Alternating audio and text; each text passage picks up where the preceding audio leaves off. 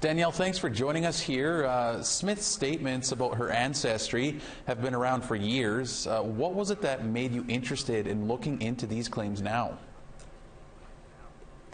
Yeah, most recently there was a tweet that Danielle Smith sent out about firing a phone bank contractor.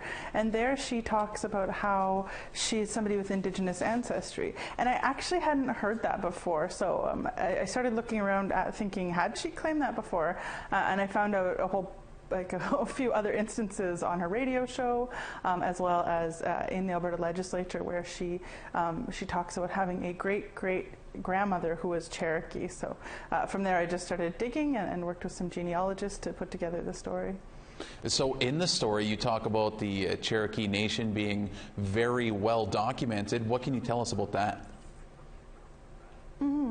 Yeah, I mean, due to the Trail of Tears and the Dawes Rolls, which is the rolls of the so-called 5 civilized tribes in the U.S., they were really they documented, similar to the Indian Act, members who belong to a part of one of the nations, and they would exist on these rolls known as the Dawes Rolls. So anybody claiming to be Cherokee would need to point to an ancestor that is on these rolls.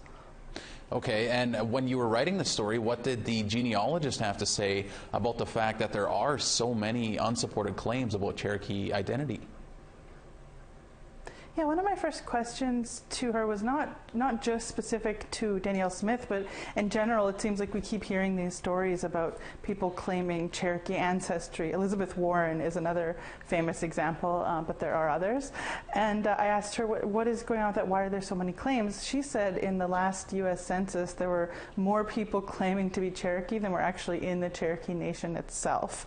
There's a lot of reasons for that. Some people associate it with so-called white guilt, and the idea that people are looking to distance themselves from these horrifying stories that they hear, be it in Canada with residential schools or in the U.S. with the Trail of Tears, or they also had industrial schools there too. So it could be that. It could be just a family lore, the sort of story people talk about and then never really look into.